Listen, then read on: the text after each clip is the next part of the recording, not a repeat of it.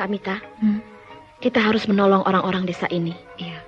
Ilmu teluh yang bersifat tersembunyi itu bagaikan duri dalam daging bagi penduduk, membuat mereka tidak bebas berperilaku. Tapi jangan, Harno, bahaya. Nampaknya memang sangat berbahaya. Tapi saya harus bertindak. Saya harus menumpas kejahatan, apapun jenisnya. Rawan? Waduh, seorang pendekar memang harus begitu. Kejahatan harus ditumpas. Itulah panggilan jiwa pendekar. Pasti kau mendengarkan pembicaraan kami dengan Pak Jamal, pemilik warung nasi itu. Iya. Aku percaya kalian berdua bisa mengatasi ilmu teluh. Karena kalian memiliki segudang ilmu kedikjayaan. Tapi aku kosong sama sekali. Bisa-bisa aku yang kena oleh teluh. Jangan takut. Pakai ini nih. Apa ini, Rawan? Benda kecil segi 4 dibungkus pakai kain putih. Isim. Isim? Iya, isim itu sebangsa jimat. Ya. Oh, jimat? Apa isinya isim itu, Rawan? Wah, itu mah rahasia. Pokoknya pakai saja oleh kau ya, Pramita. Iya. Pakai dan pasti aman. Ilmu teluh kayak apa tidak akan ada yang bisa menyentuhmu. Bagaimana memakainya, Rawan? Sini. Aduh, gimana ya? Selipkan saja di kutang lah, atau pada ikat pinggang gitulah. Iya, baiklah. Aku percaya. Besok aku akan mencari gara-gara. Gara-gara? Iya. Aku akan mencari kerbau bapaknya si Eman. Lalu aku bacok pakai pedang sampai mati. Kalau dia marah, aku hajar. Nah, pasti dia akan pergi ke dukun teluh. Selanjutnya, dukun teluh itu yang aku habisi. Kalau begitu, kita harus tinggal beberapa hari di sini. Iya. Aduh, lalu bagaimana dengan tujuan kita yang utama? Nanti terlambat sampai di Goa Pantai Selatan. Maaf, Kak Mita. Saya bukan menggurui. Tapi persoalan ini menyangkut manusia banyak. Penduduk desa yang tidak berdaya sedang terancam oleh tangan-tangan jahat. Memang benar, keselamatan Kakang Brahma juga maha penting artinya bagi kita. Tapi Kakang Brahma seorang yang dikjaya. Sedikit banyak dia akan bisa menolong dirinya sendiri. Lagi pula dia didampingi oleh burung Raja Wali raksasa, di mana menurut keyakinan kita, Raja Wali itu bukan burung biasa. Jadi Kakang Brahma cukup aman berada di dalam lindungan Raja Wali. Apalagi kalau sudah bertemu dengan gurunya, maka segalanya akan beres. Begitu, Kamita. Iya, Harnum. Aku mendukung perhitunganmu. Kamita tidak marah? Loh, kok marah? Barangkali saya terlalu menurutkan kata hati saya sendiri. Tidak, Harnum. Kau benar. Terima kasih, Kamita.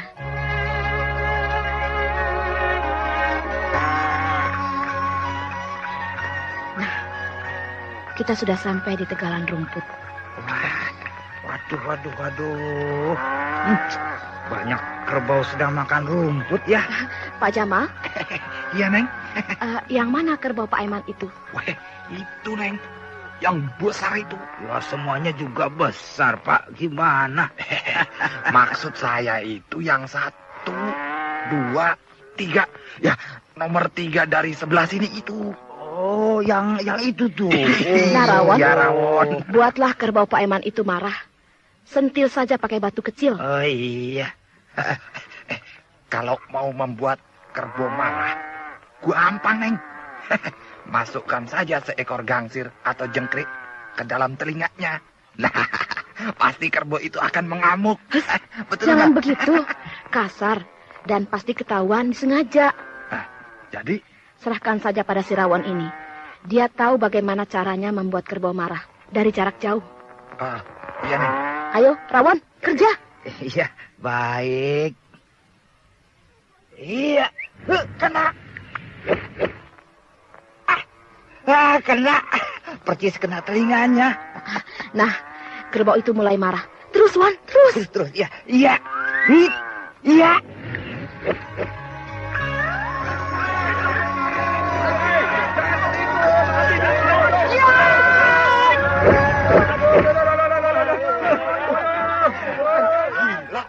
Sekali sahabat, leher kerbau itu putus. Watah. Wah, orang-orang yang sedang kerja di sawah itu semuanya jadi bingung ya. Wah. Kenapa? Pak Eman masih marah besar nih. Siapa yang membunuh kerbauku? Hah? Siapa? Siapa? Siapa? Heh? Kenapa kau membunuh kerbauku? Dia yang menyerangku. Menyerang? Tanyakan saja pada orang-orang itu. Kenapa kau membunuh kerbauku? Kerbau mau mengamuk, mau menabrak aku. Bohong. Kerbauku tidak pernah mengamuk. Tanyakan pada orang-orang itu. Kenapa kerbauku mengamuk? Tidak tahu. Pasti ada yang jahil memasukkan gangsir ke dalam telinganya. Enak saja menuduh. Aku baru datang mau ke sana. Lewat jalan ini, tiba-tiba kerbaumu menyerangku. Siapa yang memasukkan gangsir ke dalam telinga kerbauku? Periksa saja telinganya. Ada gangsir tidak? Kau orang mana, ha? Aku baru melihatmu. Orang Japura. Mau apa ke sini? Aku mau ke desa Halimun. Di sini cuma mampir untuk istirahat. Di sini tinggal di mana? Di rumah sewaan Mak Kunut. Oh, di situ. Iya. Kau kelihatannya orang kaya. Ayo bayar. Bayar? Bayar apa? Kerbauku yang kau bunuh. Enak saja. Yang salah siapa? Aku sedang enak-enak jalan. Kerbau kau yang tiba-tiba nyeruduk, menyerangku. Kenapa kau tidak lari? Gugup, saking kaget. Tanpa pikir panjang, aku sabet pakai pedang. Mampuslah kerbaumu. Kau tidak boleh pergi sebelum mengganti rugi kerbau yang mati. Nyembah dulu 100 kali, baru aku bayar. Berdebah.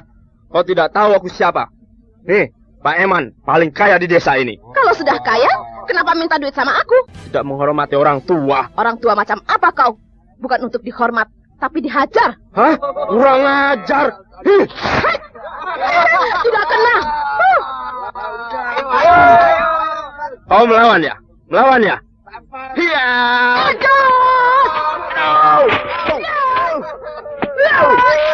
Sudah. Ampun. Aduh. Ampun. Berani lagi kurang ajar padaku, aku bunuh. Ampun. Ampun.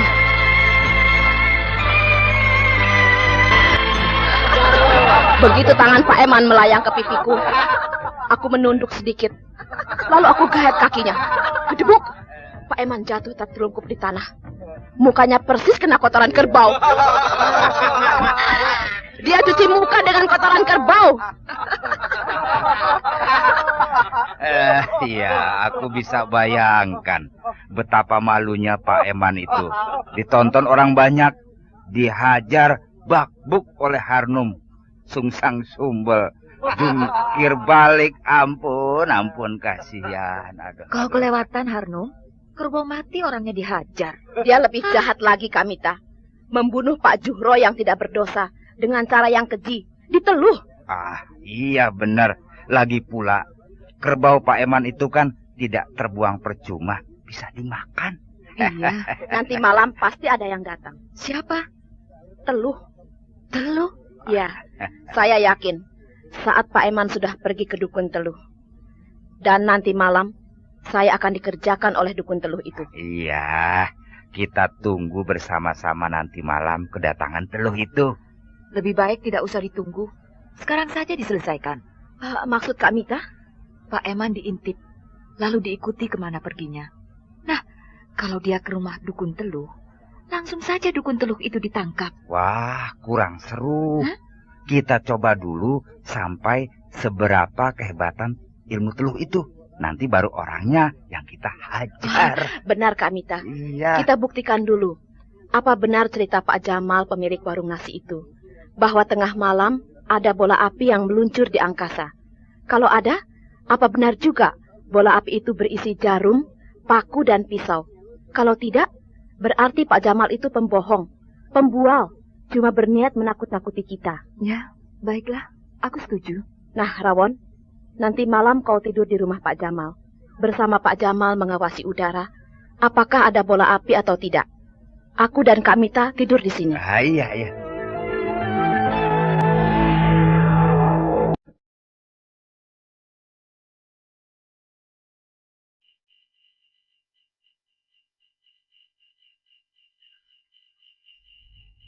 Harnum? Ya. Kau sedang apa? Tidak sedang apa-apa. Jangan jauh-jauh. kita dekat-dekat saja ya. Kenapa? Aku takut. Takut? Seram. Kok seram? Aku pernah merasa takut, tapi takutnya sekarang lain, Harnum. Sepertinya malam ini menyeramkan. Lihat, bulu kuduku merinding. Memang, malam ini suasananya mencekam.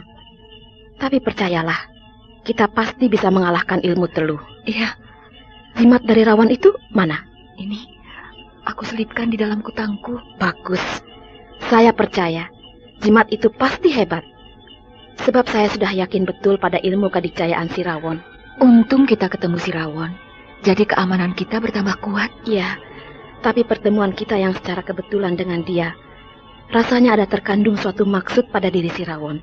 Dia kan mau menengok cucunya di desa Halimun. Jadi kebetulan satu jalan dengan kita.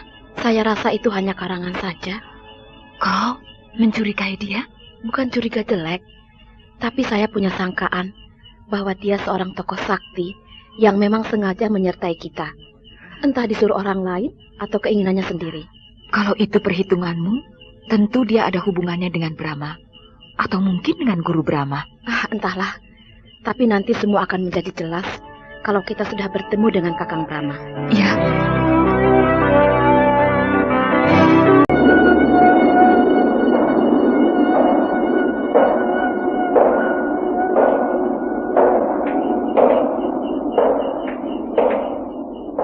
Kok menggigil Pak Jamal? Dingin. Malam ini tidak dingin kok. Malah hawanya agak panas. Takut ya? Iya. Bulu kuduk saya ini merinding. Kenapa takut? Ilmu teluh itu kan sasarannya Harnum, bukan kita. Ya, siapa tahu salah alamat. Harnum yang dituju, malah berbelok menyerang kita. Tidak mungkin. Tenang saja. Iya.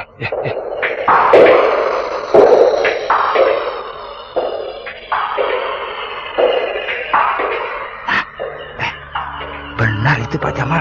Tuh. Ada cahaya meluncur di angkasa. Iya, benar. Itu dia. Aduh.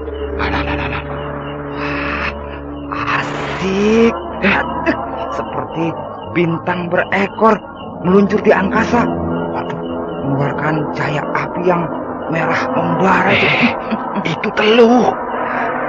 Rupanya teluh itu begitu. Iya, benar ya, seperti bola api. Lihat tuh. Tuh. Menuju ke rumah Mak Kunut. Jangan takut. Di rumah Mak Kunut itu sudah kosong. Yang ada cuma 2 orang, Harnum dan Pramita. Tuh. Turun. Iya, betul. Bola api itu turun, meluncur ke rumah Mak Kunut. Iya, aduh, aku harus memberi tanda pada Harnum. Ya!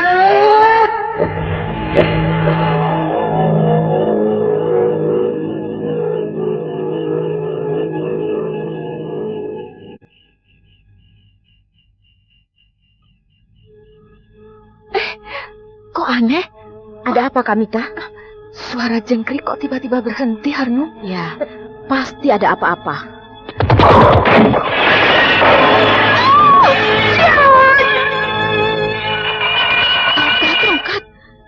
Tongkat kayu punya si Rawon. Iya, benar. Itu tongkat kayu si Rawon. Siap, Kamita. Si Rawon sudah memberi tanda akan datang bahaya. Teluh? Ya, ilmu teluh itu mau datang. Cepat, Kamita. Tiarap. Ya.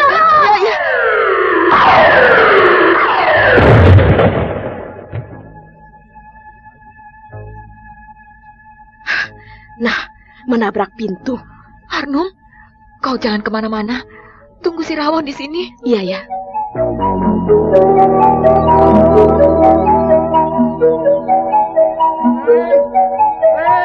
Neng Harnum, buka pintunya, Neng. Pak Jamal. Iya, buka, Neng. Saya dan Rawon. Sebentar, Pak Jamal.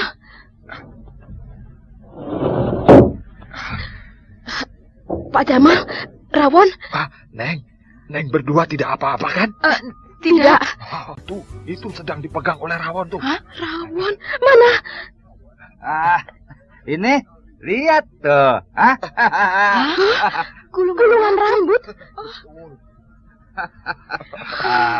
Gulungan rambut ini yang menabrak pintu. Jadi yang dinamakan teluh itu ya gulungan rambut ini? Di dalam gulungan rambut itu ada isinya. Oh ya? Coba dibuka. Tuh. Paku, jarum, pisau kecil, banyak sekali. Benda-benda seperti inilah yang ada di dalam perut Pak Jumlo. Oh, bagaimana tidak menderita? Orang yang diteluh itu, ke dalam perutnya dimasukkan gulungan rambut, paku, jarum, pisau kecil dengan jumlah yang banyak. Kejam, benar-benar kejam. Aku berjanji, tukang-tukang teluh itu akan aku basmi. Mereka semuanya harus dibunuh. Sebab kalau dibiarkan hidup, akan berbuat lagi dan berbuat lagi. Maaf ya, Neng Harum, Neng Pramita. Makannya hanya dengan sayur waluh dan goreng kacang, ya. Habis saya tidak masak. Tadi malam kan saya begadang di rumah Neng berdua. Tidak apa, Pak Jamal. Saya juga masih ngantuk. Si Rawan di mana, Pak? Tuh, di dapur. Sedang makan juga dia. Oh, Ada apa, Pak Jamal? Pak Eman, Pak Eman? mana? itu di seberang jalan. Sekarang sudah masuk ke rumah si Jontrot. Mau apa dia? Pasti tadi dia ke rumah Mak Kunut. Mau memeriksa keadaan Neng Harnum. Apakah perut Neng Harnum jadi gendut atau tidak? Begitu. Kalau begitu, saat ini di rumah si Jontrot, dia sedang mengawasi ke sini, melihat keadaan perut kau, Harnum. Ya. Dan dia jadi bingung setengah mati. Kok aku masih sehat, segar bugar? Iya. Malah sedang makan dengan lahap.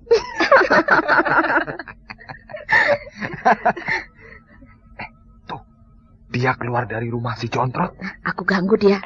Jangan, Harnum. Ganggu sedikit saja, Kak Mita. Kau ini panasan. Hei, Pak Eman. Mau kemana? Ayo sini makan dulu. Mana daging kerbaunya? Kok tidak dibagi-bagi? Katanya motong kerbau. Wah, dia bukannya menjawab, malah buru-buru pergi. Tidak menoleh-noleh lagi. Kok tergesa-gesa, Pak Eman? Mau bikin gulai kerbau? Kelihatan sekali kalau dia merasa heran dan bingung. Melihat teluhnya yang dikirim tadi malam tidak mempan, Harna. Won? Rawon? Mana dia? Rawon? Coba saya lihat ke dapur dulu.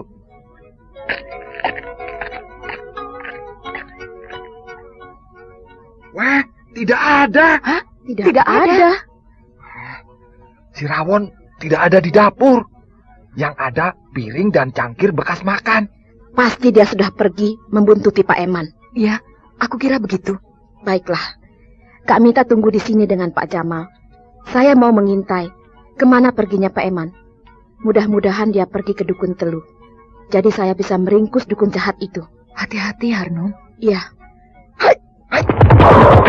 Jangan Batara terbang.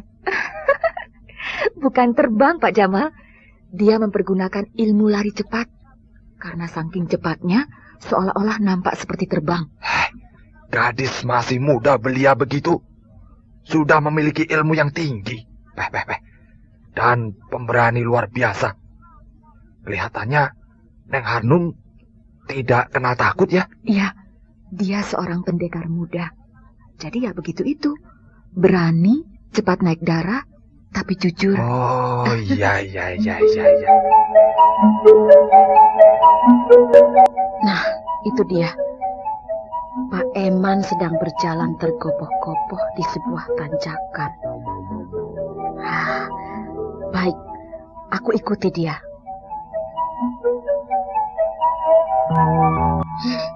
Dia menyeberang kali kecil menuju kampung di seberang kali itu.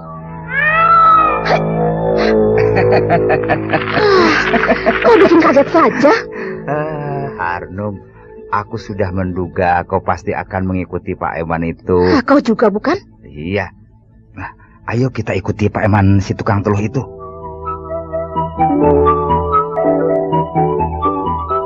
Cuma 5 rumah.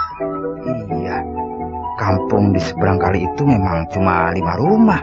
Kalau memang di kampung itu ada dukun teluh, kira-kira rumah yang mana dari kelima rumah itu? Ya, kita lihat saja ke rumah yang mana Pak Eman masuk.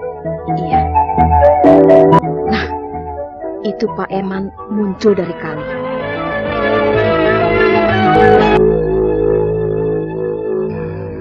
Dia masuk ke rumah panggung yang paling besar di antara 5 rumah yang di sana. Iya. Ayo kita gempur rumah itu. Sabar. Belum tentu rumah itu rumah dukun teluh. Siapa tahu rumah saudaranya Pak Eman atau rumah istri mudanya. Iya. Kalau main gempur, nanti malah kita disangka garong alias perampok. Kalau begitu, kita intip. Masuk saja lewat belakang ke dapur. Kalau ada orang, totok saja jalan darahnya, biar jadi patung. Jangan, riskan. Sebelum ditotok, dia keburu menjerit kan berabe. Habis dari mana lagi? Dari kolong. Kolong? Rumah itu kan rumah panggung, kolongnya cukup tinggi. Nah, dari kolong rumah itu kita bisa mendengarkan percakapan antara Pak Eman dan dukun teluh. Kalau di kolong rumah ada kandang ayam atau kambing, malah kacau. Sudah, kita lihat dulu keadaan rumah itu. Kalau di kolongnya tidak ada ayam atau kambing, atau bebek, atau angsa, ya atau apa saja, hewan ternak lainnya, baru kita menyelinap. Ya. Rawan, tidak ada. Kolong rumah panggung itu bersih. Bersih. Tidak ada satupun hewan ternak ada di situ. Iya, bagus. Ayo, kita menyusup ke kolong rumah panggung itu. Ayo. Iya.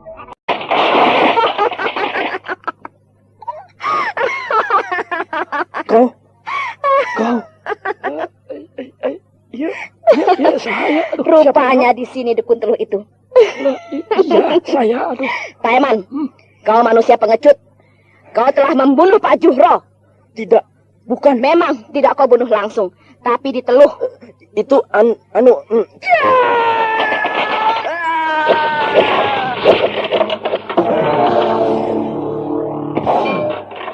Dukun teluh. Nasibmu akan seperti Pak Eman. Perutmu robek dan jangan, ususmu terburai. Aduh, jangan, Neng. Alah. Katakan, berapa orang dukun teluh di desa ini? Iya, aduh. Dan sekitarnya, siapa saja mereka itu? Iya, aduh. Ampun, Neng. Alah. Katakan. Iya. Mang Kiwal, Ya, siapa lagi? Pak Tabri, si Oncor, Jam Hari, Ya. Sakuda. Terus? Ya, itu lah.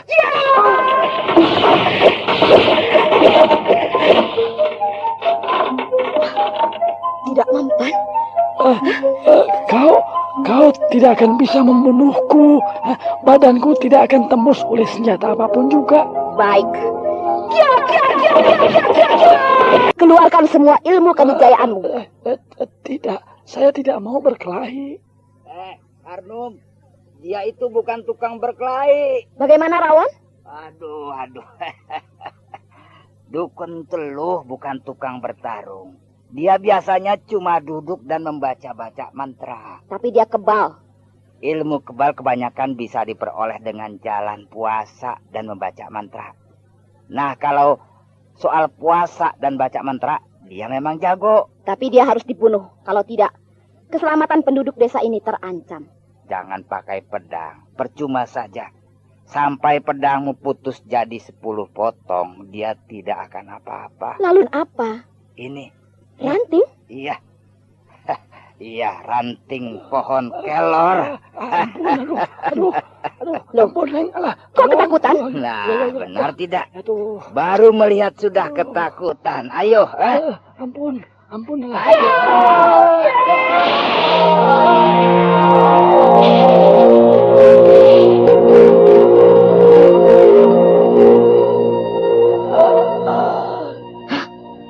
Badannya hancur.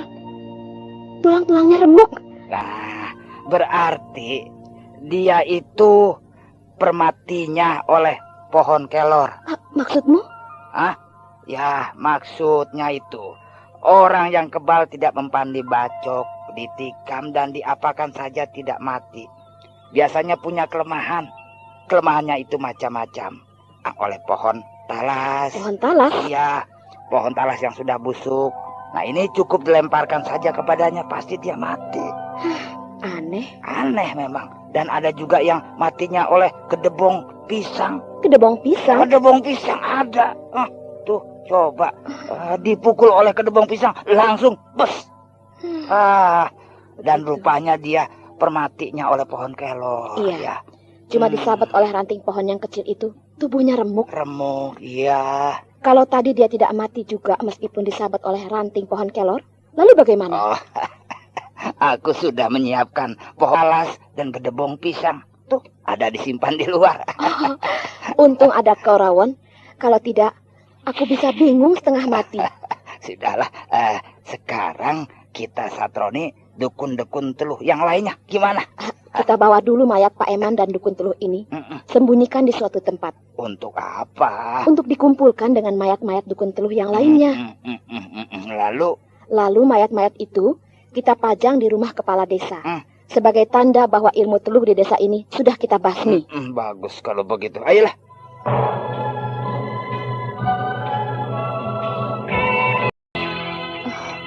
Kok Harnum belum pulang juga? Iya ya. Hari sudah hampir sore lagi. Jangan-jangan dia mendapat kesulitan. Tapi kan Neng Harnum itu jago. Biar begitu, kalau sedang apes bagaimana? Wah, iya ya. Ada suara kentongan. Aduh, kentongan Pak Jumawa. Siapa Pak Jumawa? Kepala desa. Ada apa ya? Waduh, kentongan dipukul seperti itu. Itu sebagai tanda penduduk desa semuanya harus kumpul di depan rumah Pak Jumawa. Mita, Jamal. Rawon? Rawon. Ayo, sana cepat kumpul di rumah Pak Jumawa. Harnum mana? Sudah ada di rumah Pak Jumawa. Akan ada apa sih? Harno mau pidato katanya. Pidato? Iya. Ayo, sudah kita ke sana. Iya. Yuk.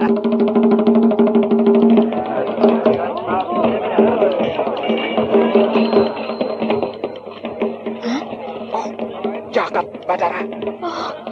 Mayat-mayat diikat pada tiang bambu, dijajarkan di depan rumah Pak Jumawa.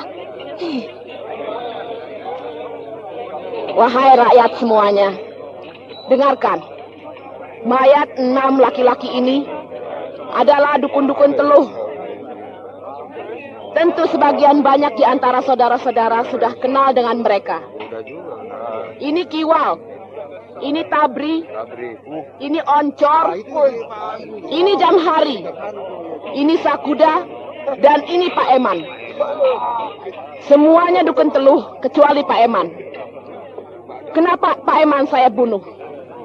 Sebab dia manusia jahat. Dia telah membunuh Pak Juhro dengan ilmu teluh.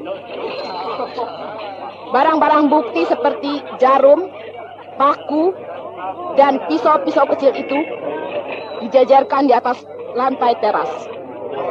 Saudara-saudara nanti boleh melihatnya. Dukun-dukun teluh itu tentu punya murid. Dan saya sudah tahu siapa mereka.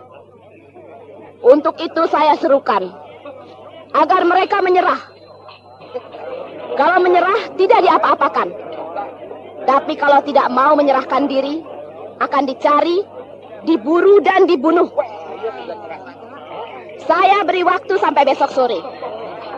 Kalau sampai besok sore masih ada yang tidak mau menyerah, saya akan bertindak. Saya bertekad untuk membasmi ilmu teluh di desa ini sampai ke akar-akarnya. Kalau ada yang penasaran, saya bersedia untuk bertarung kapan saja. Saya tinggal di rumah Mak Kunut. Bagi siapa yang mau menantang saya, datang saja ke sana. Sekian. Sampurasun. Rampes. Sendirian saja, Neng. Iya, Harnum dan Rawon sedang ke rumah kepala desa mengurus beberapa orang murid dukun teluh yang menyerah. Oh, Pak Jamal dari mana? keliling, Neng. Keliling. Iya, keliling desa ini saja. Mengunjungi rumah-rumah penduduk begitu. Ada apa, Pak? Ya, hanya bagaimana tanggapan mereka terhadap sepak terjang Neng Harum itu. Lalu apa kata mereka? Mereka merasa bersyukur begitu dan merasa lega. Para dukun teluh itu sudah dibasmi. Tidak ada yang mencela perbuatan Harnum itu, Pak? Wah, tidak. Bahkan mereka yakin Neng Harnum adalah suruhan Dewata untuk mengamankan desa ini. Nah, itu Neng Harnum datang tuh. Iya. Beres. Ada berapa orang semuanya? 10 orang. Banyak juga ya. Mungkin lebih dari itu. Tapi pada kabur, melarikan diri. Mereka tidak percaya kalau ada orang biasa bisa membunuh para dukun teluh yang sakti-sakti itu. Kalau bukan dewa, lalu? Jadi mereka ketakutan. Tidak akan berani lagi main-main dengan ilmu teluh. Sebab takut dikutuk dewa. Dan saya ancam, kalau masih ada ilmu teluh di desa ini, saya akan datang kembali. Syukurlah kalau begitu, Harnum. Berarti penduduk desa ini sudah bisa hidup tenang. Tidak usah dicekam ketakutan lagi. Iya, Kalau begitu, kita sudah bisa melanjutkan perjalanan. tentu Kak Mita. Marilah kita berkemas-kemas. Ayo. Di dalam buku ajian serat jiwa ini, seluruhnya ada 10 tingkatan. Setiap tingkatan memiliki daya kekuatan yang berbeda-beda, sesuai dengan tingkatan itu sendiri. Semakin rendah tingkatannya, daya hancurnya semakin kasar. Sebaliknya, semakin tinggi tingkatannya, daya hancurnya semakin halus, tapi lebih mematikan. Ketika aku dikalahkan oleh Gardika, daya gembur ajian serat jiwa yang dipergunakannya memiliki daya hancur yang kasar. Berarti Gardika belum mencapai tingkatan yang paling tinggi. Mungkin dia baru sampai tingkatan kelima. Di balik itu semua, aku benar-benar manusia yang paling tolol di dunia ini.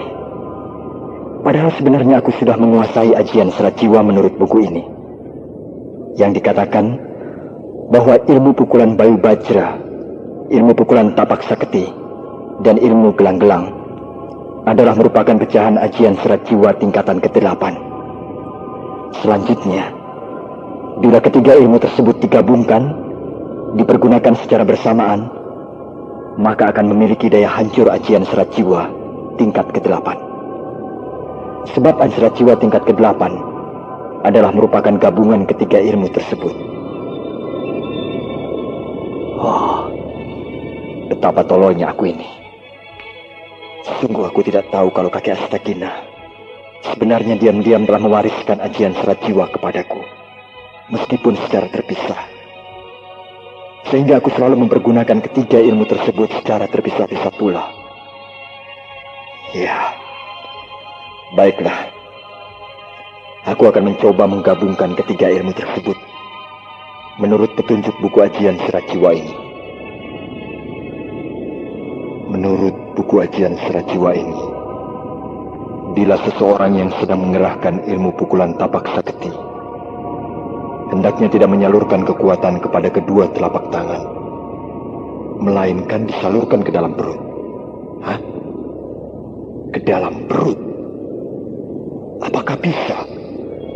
Sedangkan daya gembur tapak sakti berada di kedua telapak tangan, tapi katanya harus disalurkan ke dalam perut. Aku akan mencobanya.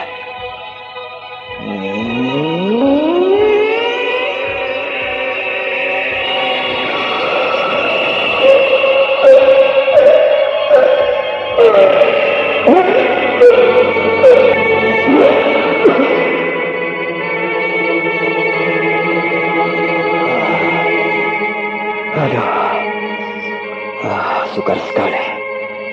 Sudah terbiasa memakai cara yang lama, mengalirkan kekuatan ke telapak tangan. Sekarang harus dirubah ke dalam perut, sampai aku terbatuk-batuk. Tapi, ya, aku harus berlatih terus-menerus. Untuk merubah satu ilmu saja, sukarnya setengah mati.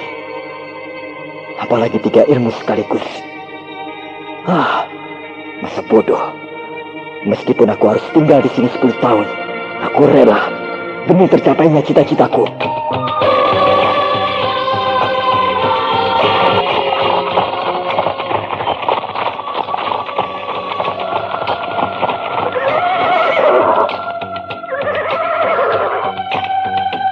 Kamita, itu dia Sungai Ciletuh. Iya, menurut Pak Jamal, di dekat muara ada tempat penyeberangan dan ada penyewaan rakit. Ayo kita ke hilir, ayo. Hiya, hiya.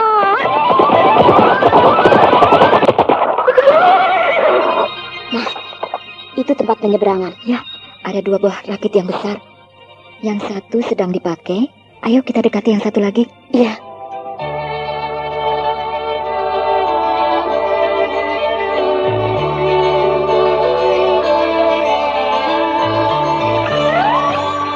Tukang Satang? Iya, Neng. Sini. Baik, Neng.